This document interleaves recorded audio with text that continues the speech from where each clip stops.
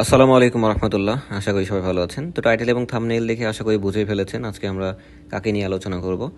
তো ডক্টর মোহাম্মদ ইউনূসের মতো দ্বিতীয় একজন বাঙালি বাংলাদেশে জন্মেছে বলে আমার এখন পর্যন্ত মনে হয় না। তিনি বাংলাদেশের জন্য এবং তার নিজের জন্য যত কিছু বয়ে নিয়ে এসেছে আমাদের দেশে, সেটা আসলে বর্ণনা করে শেষ করা যাবে না। তো তার একটু অংশ আমরা জানব। তার ধনাঢ্য জীবন তো এখনও শেষ হয়নি। আলহামদুলিল্লাহ তিনি এখনও বেঁচে আছেন এবং আমাদের যেই অন্তর্বর্তীকালীন সরকার, এই সরকারের প্রধান উপদেষ্টা হিসেবে দায়িত্ব নিয়েছেন। তো আমরা আশা করি তারই হাত ধরে আমাদের বাংলাদেশের নতুন যে সূচনা, সেটি অনেক সুন্দর করে হবে। তো চলুন আমরা কথা না বাড়িয়ে শুরু করি। তো তার সম্পর্কে আমরা জানবো তিনি কোথায় জন্মগ্রহণ করেছেন, কীভাবে বেড়ে উঠলেন, তার শিক্ষা জীবন কোথায় ছিল। গ্রামীণ ব্যাংক সম্পর্কে আমাদের একটু জানতে হবে, যেটা অনেক গুরুত্বপূর্ণ। এবং গ্রামীণ ব্যাংক ছাড়াও তিনি অন্যান্য সংস্থাতেও কিন্তু কাজ করেছেন অনেক, সেটা নিয়ে একটু জানতে হবে আমাদের। তার বেশ কিছু বই আছে, সেগুলো নিয়ে জানবো। এবং আপনারা জানেন তার প্রায় 150-র মতো কিন্তু পুরস্কার আছে। সবগুলো তো আমাদের মনে রাখা সম্ভব না, তো যতগুলো সম্ভব আমরা মনে রাখার চেষ্টা করব। ওকে, তো চলুন শুরু করি। তো ডক্টর মোহাম্মদ ইউনূস জন্মগ্রহণ করেন বাথুয়া নামক একটু গ্রামে। এই বাথুয়া গ্রাম হচ্ছে চট্টগ্রাম জেলার হাটহাজারী উপজেলার একটা গ্রাম। এবং তার জন্ম তারিখ ছিল 28 জুন 1940 সালে। এই 28 জুন 1940 সালে চট্টগ্রাম জেলার হাটহাজারী উপজেলার বাথুয়া গ্রামে তিনি জন্মগ্রহণ করেন। তার মাতা ছিল একজন গৃহিণী, নাম সুফিয়া বেগম, এবং পিতা একজন জহুরি। জহুরি বলতে আগেরকার দিনে সোনাদানা বা হীরা এই টাইপের স্বর্ণালঙ্কারগুলো, এইগুলো খাঁটি কিনা বা নকল কিনা এটা যারা পরীক্ষা করতো তাদেরকেই বলা হতো জহুরি। তো তার পিতার নাম হাজী দুলাল মিয়া সওদাগর। তো 2 ভাই এবং 9 বোনের মধ্যে ডক্টর মোহাম্মদ ইউনূস ছিলেন হচ্ছে তৃতীয়। এবং তার যে 2 ভাই, তার ভিতরে হচ্ছে ডক্টর মোহাম্মদ ইব্রাহিম, তিনি ঢাকা বিশ্ববিদ্যালয়ের পদার্থবিজ্ঞানের একজন অধ্যাপক ছিলেন। এবং তার ছোট ভাই হচ্ছে মোহাম্মদ জাহাঙ্গীর, যিনি একজন জনপ্রিয় টিভি ব্যক্তিত্ব। ঠিক আছে। এখন ডক্টর মোহাম্মদ ইউনূস কিন্তু তার প্রথম স্ত্রী সম্পর্কে অনেকেই জানেন, আমি এটা মেনশন করতে চাচ্ছি না। তো তার প্রথম পক্ষের যেই স্ত্রী, তার মেয়ের নাম হচ্ছে মনিকা ইউনূস। এই মনিকা ইউনূস হচ্ছে একজন অপেরা সঙ্গীত শিল্পী। ওকে। আর পরবর্তীতে যিনি বিয়ে করেছিলেন আমাদের জাহাঙ্গীরনগর বিশ্ববিদ্যালয়ে ডক্টর আফরোজি ম্যামকে, তার থেকে তার আরেকটা কন্যা হয়। তো ইনার নাম হচ্ছে ডিনা আফরোজ। ঠিক আছে। তো শিক্ষা জীবনের শুরুতে আসলে ডক্টর মোহাম্মদ ইউনূস সর্বপ্রথম যেখানে ভর্তি হন সেটা হচ্ছে মহাজন ফকিরিয়ার স্কুল নামে একটা স্কুলে। তারপরে 1944 সালের দিকে তিনি পারিবারিকভাবেই আসলে চলে আসেন চট্টগ্রামে। সেখানে লামা বাজার প্রাথমিক বিদ্যালয়ে তিনি ভর্তি হন। তার মানে তার শিক্ষা জীবনের শুরুটা হলো হচ্ছে মহাজন ফকিরিয়ার স্কুল, তারপরে 1944 সালে হচ্ছে লামা বাজার প্রাথমিক বিদ্যালয়। এবং তারপরে চট্টগ্রাম কলেজিয়েট স্কুল থেকে, যেটাকে আমরা বলি হচ্ছে ম্যাট্রিক তখন বলতাম, বা এসএসসি, সেটা পাশ করেন। এবং তখন প্রায় পূর্ব পাকিস্তানের 39,000-এর মতো শিক্ষার্থী এই পরীক্ষা দিয়েছিলেন। তার ভিতরে কিন্তু ডক্টর মোহাম্মদ ইউনূস হচ্ছে 16তম স্থান অধিকার করেছিলেন। ওকে। তো যখন তিনি সপ্তম শ্রেণীতে পড়তেন তখন থেকে কিন্তু তার যে এক্সট্রা কারিকুলার অ্যাক্টিভিটি, এটা আসলে সমৃদ্ধি পেতে থাকে।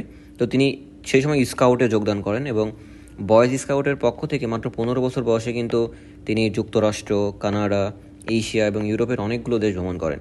এবং এটি কিন্তু কম কথা নয় ওই বয়সে। এবং সময়টা একটু মনে করুন, সেই 1950-40-এর দিকে, যে সময় আসলে নতুন নতুন বাংলাদেশ সৃষ্টি হয়েছে, তাই না? তো ওই সময়টাতে বিভিন্ন দেশ ভ্রমণ করা আসলে চারটিখানি কথা না। তো তিনি ভ্রমণ করেছিলেন যুক্তরাষ্ট্র, কানাডা, এশিয়া এবং ইউরোপের কয়েকটা অঞ্চল। ঠিক আছে। তারপরে তিনি উচ্চ মাধ্যমিক পর্যায়ের মানে এইচএসসির জন্য তিনি ভর্তি হন হচ্ছে চট্টগ্রাম কলেজে। এবং সেখান থেকেই আসলে তিনি এইচএসসি পাস করেন। এবং এই সময়ে কিন্তু তার নাটকে অভিনয়, মানে অভিনয়ের যেই বিষয়াদি, এটি তার ভিতরে ফুটে ওঠে। এবং সাংস্কৃতিক কর্মকাণ্ডের কিন্তু তিনি অনেক জড়িত ছিলেন। তো নাটকে অভিনয় করার জন্য তিনি এই সময় কিন্তু প্রথমে একটা পুরস্কারও পেয়েছিলেন। এবং এছাড়াও কলেজে যখন ছিলেন, এটা খুব গুরুত্বপূর্ণ, সেই সময় তিনি 2টা পত্রিকা লেখা, একটা এই কলম লেখালেখি করতেন এবং একটা সম্পাদকও ছিলেন। এটা হচ্ছে সাহিত্য পত্রিকা, এই সাহিত্য পত্রিকা তিনি সম্পাদনা করতেন।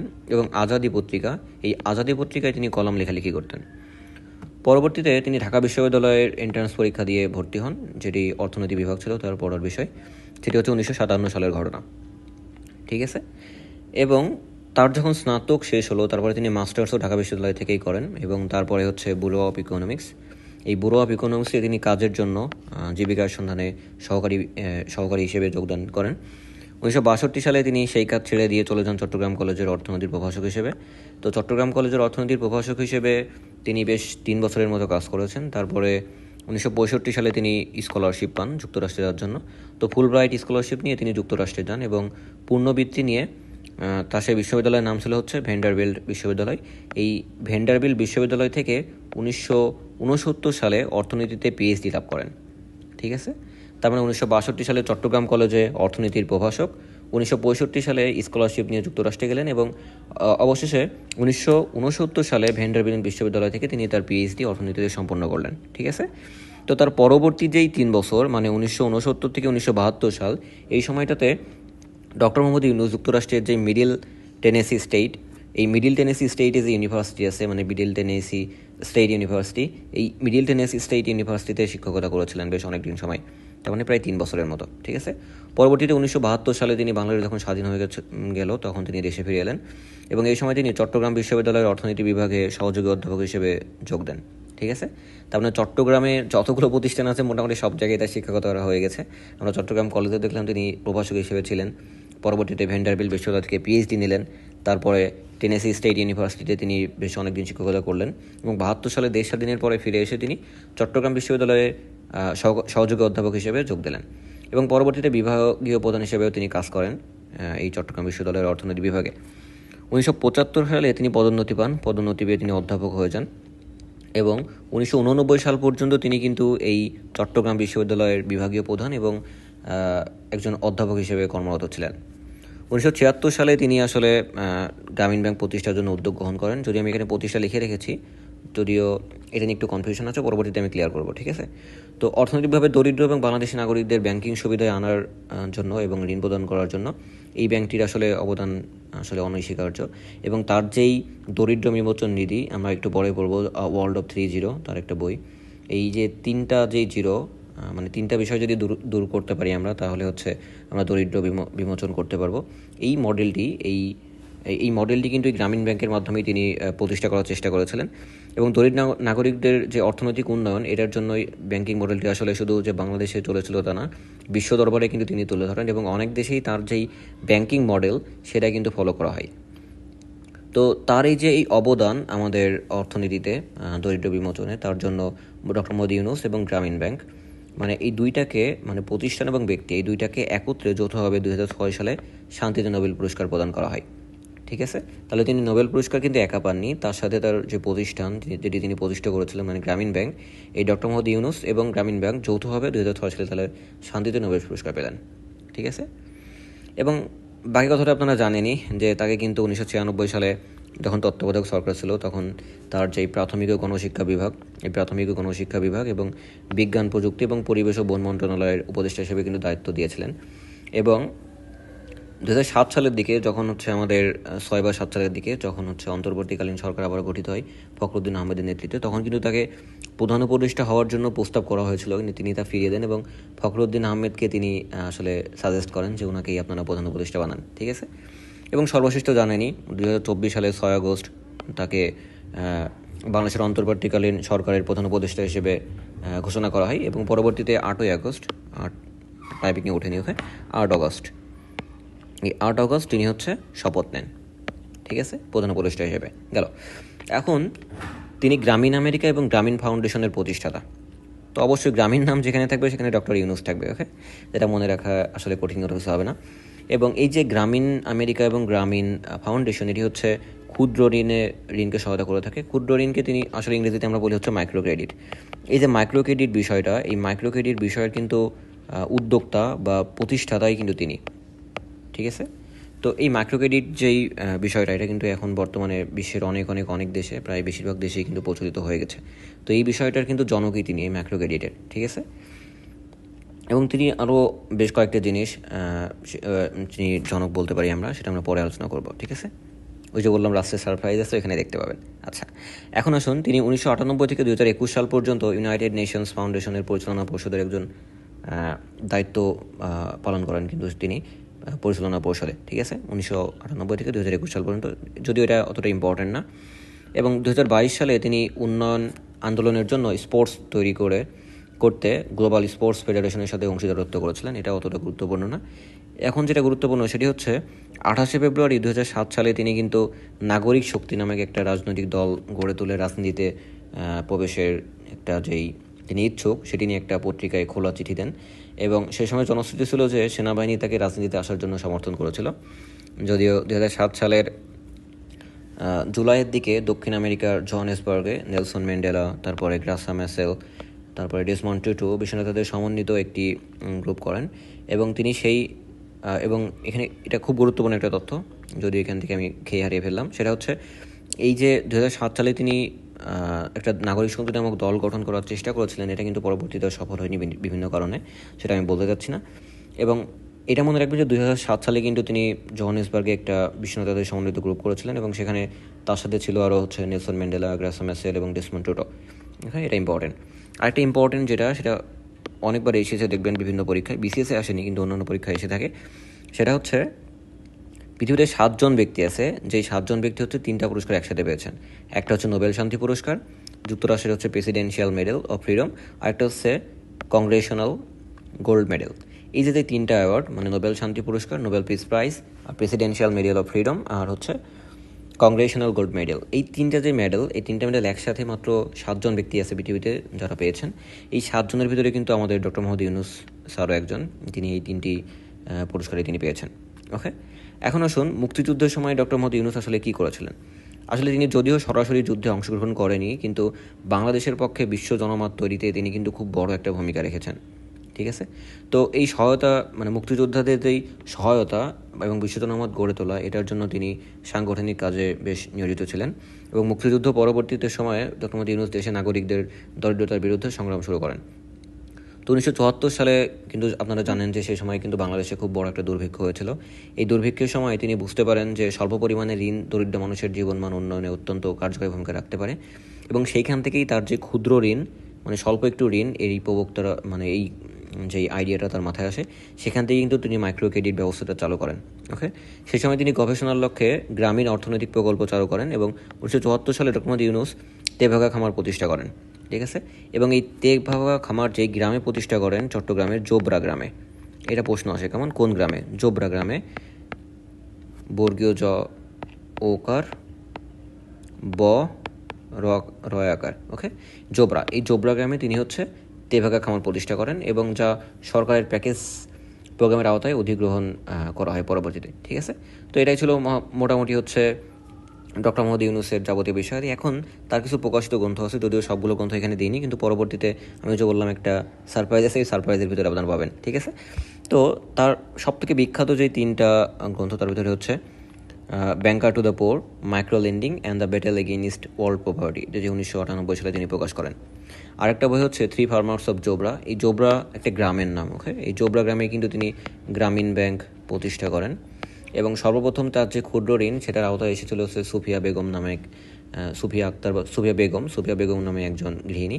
তিনি কিন্তু সর্বপ্রথমে মাইক্রো লেন্ডিং নিয়েছিলেন। ওকে, এটি department of economics, Chittagong university থেকে 1974 সালে তিনি প্রকাশ করেন। তারপরে creating a world without poverty, এটা তার একটা গ্রন্থ। আরেকটা গ্রন্থ আছে আ world of 3 zeros, a world of 3 zeros. এই বইটাও বেশ বিখ্যাত। ওকে, তাহলে কতগুলো বই পেলাম এখন পর্যন্ত বিখ্যাত? 3টা, banker to the poor, 3 farmers of Jobra, আর আ ওয়ার্ল্ড অফ 3 জিরোস, আর creating a world without poverty. এবং তার আত্মজীবনীমূলক একটা বই আছে, দারিদ্র্যহীন বিশ্বের অভিমুখে, তারপরে দরিদ্রমুক্ত বিশ্বের জন্য, গ্রামীণ ব্যাংক ও আমার জীবন, পথের কথা সরিয়ে নিন, মানুষকে এগোতে দিন। এইগুলো হচ্ছে বাংলা বই। ঠিক আছে, তাহলে বাংলা বই আমরা 4টার মতো পড়লাম। একটা হচ্ছে দরিদ্রহীন বিশ্বের অভিমুখে, যেটি হচ্ছে আত্মজীবনীমূলক একটা বই বলা যেতে পারে। আর দরিদ্রমুক্ত বিশ্বের জন্য, গ্রামীণ ব্যাংক এবং আমার জীবন, পথের বাধা সরিয়ে নিন, মানুষকে এগোতে দিন, এই বইগুলো তার হচ্ছে বাংলা বিষয়ক বই, মানে বাংলায় লেখা বই। ঠিক আছে, এখন আসুন তার সম্মাননা ও পুরস্কার। আমি একটু আগেই বলেছি তার প্রায় 150-র মতো সম্মাননা আছে, সবগুলো আসলে মনে রাখা আমাদের জন্য খুবই টাফ, কিন্তু এখানে বোল্ড করা কয়েকটা লাইন আছে, এই লাইনগুলো আপনাদের মুখস্থ করে ফেলা উচিত, এটা খুবই গুরুত্বপূর্ণ। সেটি হচ্ছে, প্রথম বাংলাদেশি হিসেবে তিনি তো নোবেল শান্তি পুরস্কার পেয়েছিলেনই, তার সাথে বিভিন্ন দেশের যে বিশ্ববিদ্যালয়গুলো আছে সেখান থেকে কিন্তু তিনি অনেকগুলো ডক্টরেট ডিগ্রি পেয়েছেন। প্রায় 62টি সম্মানসূচক ডক্টরেট ডিগ্রি তিনি পেয়েছেন, মানে মিরাকুলাস একটা ব্যাপার। 62টা সম্মানসূচক doctorate degree, it's not a joke. Okay, তো তিনি কিন্তু যুক্তরাষ্ট্রের যেই সর্বোচ্চ বেসামরিক সম্মাননা কংগ্রেশনাল গোল্ড মেডেল অর্জন করেছিলেন, এটি একটু আগেই বললাম। তো এই লাইনটা মনে রাখবেন যে ডক্টর মোহাম্মদ ইউনূস প্রায় 10টি দেশ থেকে বিশেষ সম্মাননা সহ সর্বমোট 26টি দেশ থেকে 112টি পুরস্কার লাভ করেছেন। কেমন? এবং এটা স্টিল কাউন্টিং। ওকে, এখনও কিন্তু তার পুরস্কার সংখ্যা বেড়েই চলেছে, তার ঝুলি ক্রমাগত ভরতে চলেছে। ওকে, তাহলে আমরা কী জানলাম যে ডক্টর মোহাম্মদ ইউনূস মোট 10টি দেশ থেকে বিশেষ সম্মাননা পেয়েছিলেন এবং তাছাড়াও প্রায় 26টি দেশ থেকে 112টি পুরস্কার লাভ করেছেন। ওকে, তো এটা হচ্ছে বিখ্যাত যে পুরস্কারগুলো। একটা হচ্ছে স্বাধীনতা পুরস্কার পেয়েছেন তিনি, আমাদের বাংলাদেশ থেকে যেটা দেওয়া হয় সেটা হচ্ছে 1987 সালে, বিশ্ব খাদ্য পুরস্কার 1994 সালে, গান্ধী শান্তি পুরস্কার তিনি পেয়েছেন, ভলভো পরিবেশ পুরস্কার, নোবেল শান্তি পুরস্কার 2006 সালে, এটি সবথেকে গুরুত্বপূর্ণ। তারপরে হচ্ছে presidential medal of freedom, Congress gold medal, Olympic lauryl. এই পুরস্কারগুলো কিন্তু সবথেকে গুরুত্বপূর্ণ, এগুলো তিনি পেয়েছেন। মানে সবথেকে গুরুত্বপূর্ণ পুরস্কার হচ্ছে এগুলো, তাহলে এইগুলো একটু মনে রাখার চেষ্টা করতে হবে আমাদেরকে। তাহলে বাংলাদেশ থেকে তিনি পেয়েছেন হচ্ছে স্বাধীনতা পুরস্কার, তারপরে হচ্ছে বিশ্ব খাদ্য পুরস্কার তিনি পেয়েছেন, গান্ধী শান্তি পুরস্কার, ভলভো পরিবেশ সুরক্ষা পুরস্কার, নোবেল শান্তি পুরস্কার, presidential medal of freedom, congressional gold medal, Olympic laurel. তো মাঝখানের যেই তিনটা পুরস্কার, নোবেল শান্তি পুরস্কার, প্রেসিডেন্সিয়াল মেডেল অফ ফ্রিডম আর কংগ্রেশনাল গোল্ড মেডেল, এই তিনটি কিন্তু পৃথিবীতে 7জন লোকই আছে যারা পেয়েছেন, তার ভিতরে আমাদের ডক্টর মোহাম্মদ ইউনূস কিন্তু একজন। ঠিক আছে, এখন আসুন তার যে পুরস্কারগুলো আছে এটা দেশ ওয়াইজ। আমি বলেছি প্রায় 26টি দেশ থেকে তিনি পেয়েছেন হচ্ছে যাবতীয় পুরস্কারাদি, এবং 10টি দেশ থেকে তিনি বিশেষ সম্মাননা পেয়েছেন।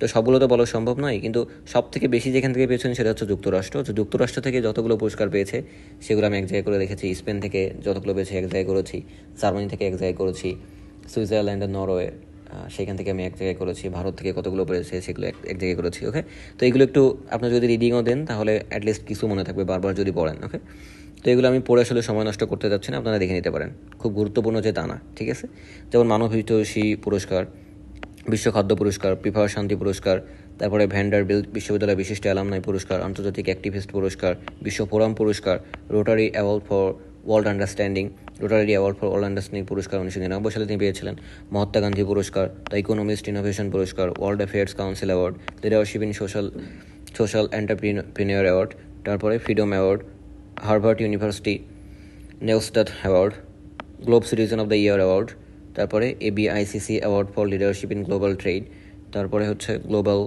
ট্রেইল ব্লেজার পুরস্কার, সামাজিক উদ্যোক্তা পুরস্কার, বিশ্ব নেতৃত্ব পুরস্কার, নিকোল চ্যান্সেলর পুরস্কার, বাফি গ্লোবাল অ্যাচিভমেন্ট অ্যাওয়ার্ড, তারপরে রুবিন মিউজিয়াম মান্ডালা অ্যাওয়ার্ড, জাতিসংঘ সাউথ প্রতিযোগিতা পুরস্কার, প্রজেক্ট উদ্যোগে পুরস্কার, তারপরে আন্তর্জাতিক নারী স্বাস্থ্য মিশন পুরস্কার, চ্যান্সেলর পদক, প্রেসিডেন্ট পদক, মানব নিরাপত্তা পুরস্কার, মানব সেবা পুরস্কার, অনেক অনেক অনেক, এগুলো সব কিন্তু তিনি যুক্তরাষ্ট্র থেকে পেয়েছেন।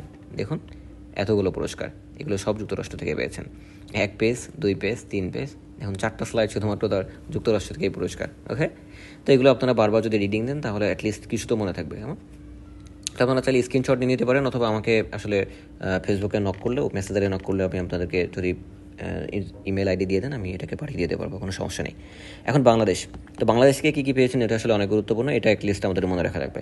তিনি কেন্দ্রীয় ব্যাংক পুরস্কার পেয়েছিলেন, সেটি হচ্ছে 1985 সালে, স্বাধীনতা পুরস্কার 1987 সালে, রিয়াল অ্যাডমিরাল MA খান স্মৃতি পদক পেয়েছেন তিনি, ডক্টর মোহাম্মদ ইব্রাহিম স্মৃতি স্বর্ণ পদক পেয়েছেন, Dhaka metropolitan rotary club foundation পুরস্কার, এবং IDEB গোল্ড মেডেল অ্যাওয়ার্ড তিনি পেয়েছেন, বাংলাদেশ কম্পিউটার সোসাইটি গোল্ড মেডেলও তিনি পেয়েছেন। তো বাংলাদেশ থেকে মোটামুটি আমি অনেকগুলো পেয়েছেন, তো 1 2 3 4 5 6 7 7টা পুরস্কারের কথা এখানে বলেছি। ওকে, তো এই বাংলাদেশেরগুলো অ্যাটলিস্ট আমাদেরকে মনে রাখতে হবে।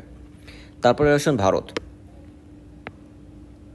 আচ্ছা, তো ভারত থেকে তিনি অনেকগুলো পুরস্কার পেয়েছেন, যেমন ইন্দিরা গান্ধী পুরস্কার, রাথীন্দ্র পুরস্কার, দুর্যোগ বোসাম পুরস্কার, সেরা বাঙালি ইন্ডিয়া, রবীন্দ্রনাথ ঠাকুর জন্মশতবার্ষিকী স্মারক, তারপরে সাকাল বর্ষ ব্যক্তিত্ব পুরস্কার। এই পুরস্কারগুলো তিনি পেয়েছেন হচ্ছে ইন্ডিয়া থেকে।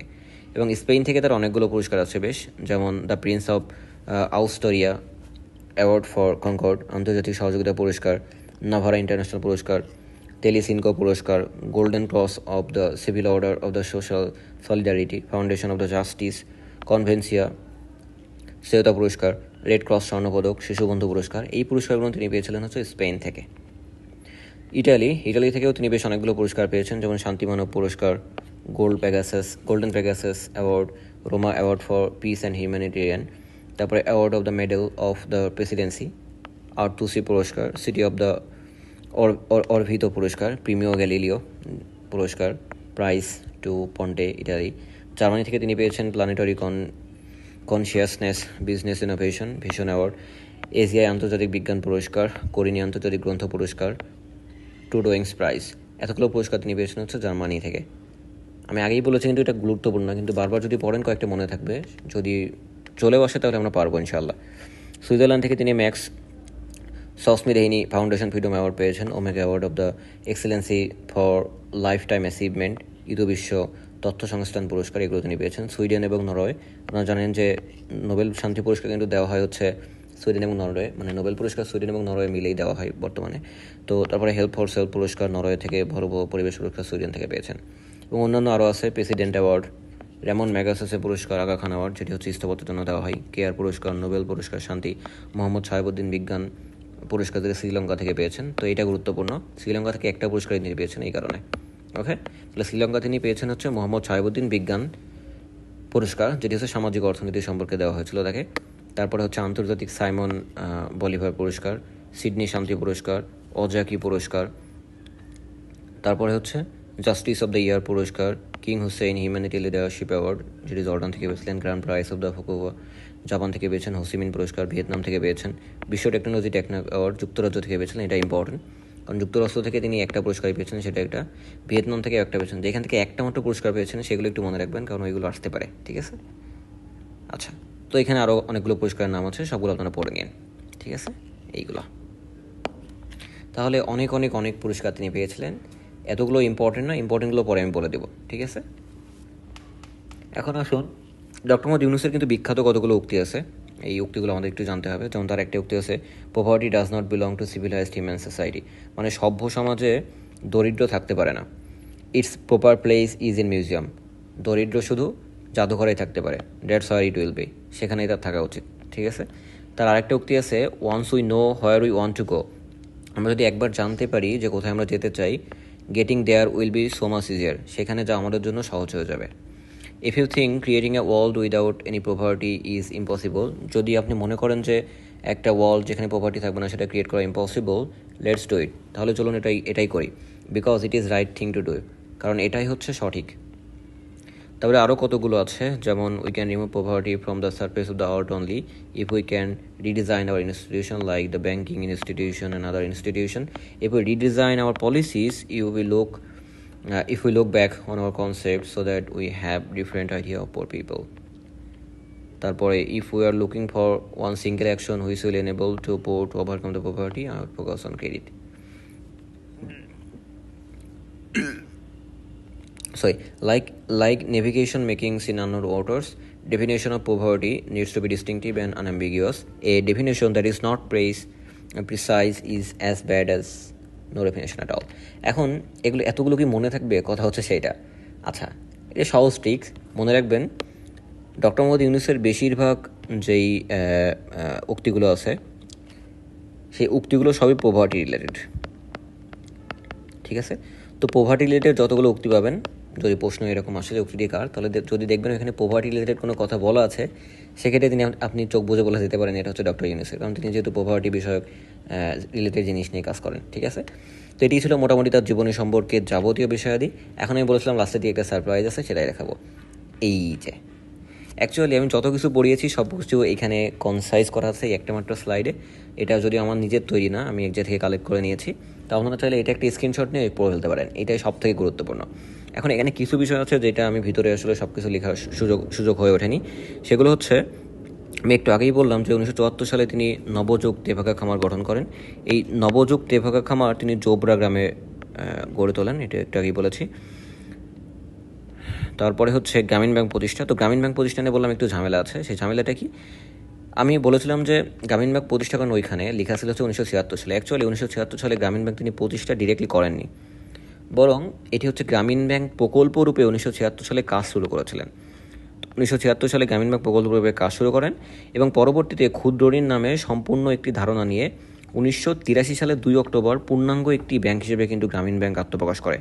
তার মানে গ্রামীণ ব্যাংক প্রকল্প এটি তিনি হাতে নেন হচ্ছে 1976 সালে, কিন্তু ক্ষুদ্র ঋণ নামে যে সম্পূর্ণ একটা ধারণা, এটা নিয়ে তিনি পরবর্তীতে গ্রামীণ ব্যাংকে একেবারে প্রাতিষ্ঠানিক রূপে যেটা আত্মপ্রকাশ, সেটা করেছেন হচ্ছে 1983 সালে 2 অক্টোবর, ঠিক আছে। তো বাংলাদেশের যে মাইক্রো ক্রেডিট সম্মেলন হয়, এই সম্মেলনের কিন্তু অন্যতম উদ্যোক্তাই হচ্ছে আমাদের গ্রামীণ ব্যাংক, এবং গ্রামীণ ব্যাংক একটি অতএফসিলি ব্যাংক যা নিয়ন্ত্রণ করে হচ্ছে বাংলাদেশ ব্যাংক, এবং গ্রামীণ ব্যাংক বিনা জামানতে কিন্তু ঋণ প্রদান করে থাকে। এই কথাগুলো এখানে সব লেখা আছে, ঠিক আছে। গ্রামীণ ব্যাংক থেকে অব্যাহতি, এটি একটু জানা দরকার যে 2011 সালে 2 মার্চ গ্রামীণ ব্যাংকের ব্যবস্থাপনা পরিচালকের পদ থেকে কিন্তু অধ্যাপক ইউনূসকে অব্যাহতি দিয়ে বাংলাদেশ ব্যাংক আদেশ জারি করে, এবং কারণ হিসেবে দেখা যায় ডক্টর মোহাম্মদ ইউনূসের আসলে বয়স হয়ে গেছে। তো একই বছরের 12ই মে ব্যবস্থাপনা পরিচালকের পদ থেকেও তিনি আসলে ইস্তফা দেন। ক্ষুদ্র ঋণের প্রবর্তন, যেটা বলছিলাম যে মাইক্রো ক্রেডিটের প্রবর্তকই কিন্তু তিনি। তো এই মাইক্রো ক্রেডিট যেই বিষয়টা, এটা প্রবক্তা হচ্ছে তিনি। তো গ্রামীণ ব্যাংকের সূচনা পর্বে চট্টগ্রামের জোবরা গ্রাম থেকে আসলে তিনি ক্ষুদ্র ঋণ যে ব্যবস্থাটা চালু করেন, এবং প্রথম যিনি গ্রহণ করেছিলেন সেটি হচ্ছে সুফিয়া বেগম, এটি একটু আগেই বললাম, ঠিক আছে। তারপরে আসলে সামাজিক ব্যবসা, এটা সম্পর্কে বলতে চাচ্ছিলাম আমি। সামাজিক ব্যবসাটা আসলে তার আরেকটি প্রবক্ত, তাকে প্রবক্তা বলা যায় সামাজিক ব্যবসা বা সোশ্যাল বিজনেসের বিষয়টি। তো 2012 সালে ইউরোপের দেশ আলবেনিয়ায় তার সামাজিক যে ব্যবসা এই কেন্দ্র প্রতিস্থাপিত হয়, বা সোশ্যাল বিজনেস কেন্দ্র সেন্টার। তো বর্তমানে যদিও শুধুমাত্র আলবেনিয়ায় না, বরং চীন, তারপরে Germany, Japan, Spain, Haiti, Mexico, যুক্তরাষ্ট্র, তাইওয়ান, হংকং, উগান্ডা সহ পৃথিবীর অনেক দেশে কিন্তু তার যেই সামাজিক ব্যবসা বা সোশ্যাল বিজনেস যেই তত্ত্বটি, এটি কিন্তু প্রচলিত আছে। তো এই যে সামাজিক ব্যবসা, এটার মূল যে লক্ষ্য সেটি ছিল হচ্ছে বেকারত্ব দূর করা। ওকে, তো তিনি ক্ষুদ্র ঋণ চালু করেছিলেন হচ্ছে দরিদ্র দূর করার জন্য, আর বেকারত্ব দূর করার জন্য হচ্ছে সামাজিক ব্যবসা। তো এই সামাজিক ব্যবসার হচ্ছে 7টি মূলনীতি আছে। এই 7টি মূলনীতি 2009 সালে জানুয়ারি মাসে সুইজারল্যান্ডের দাভোসে অনুষ্ঠিত বিশ্ব অর্থনৈতিক ফোরামের সম্মেলনে ডক্টর মোহাম্মদ ইউনূস সামাজিক ব্যবস্থার এই মূলনীতিগুলো হচ্ছে ঘোষণা করেন।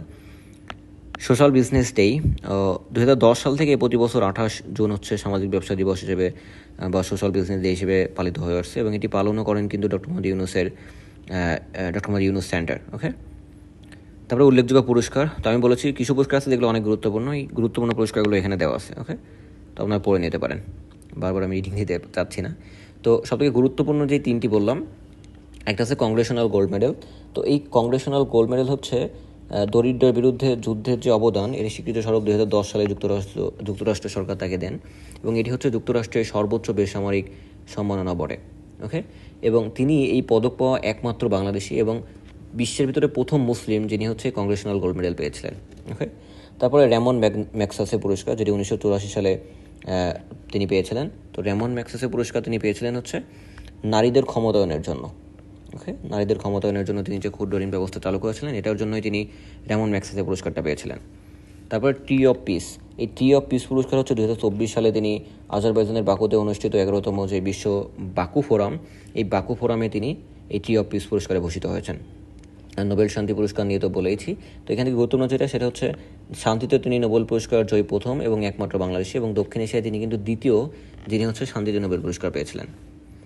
আর বইগুলোর কথা বলেছি সবগুলোই, আর এখানে এক্সট্রা কিছু বই আছে, যেমন প্ল্যানিং অফ বাংলাদেশ, তারপরে জরিমন অ্যান্ড আদার্স, গ্রামীণ ব্যাংক, অ্যাজ আই সি ইট, তারপরে বিল্ডিং সোশ্যাল বিজনেস, এই বইগুলো এখানে এক্সট্রা দেওয়া আছে, এগুলোও পড়ে নেবেন।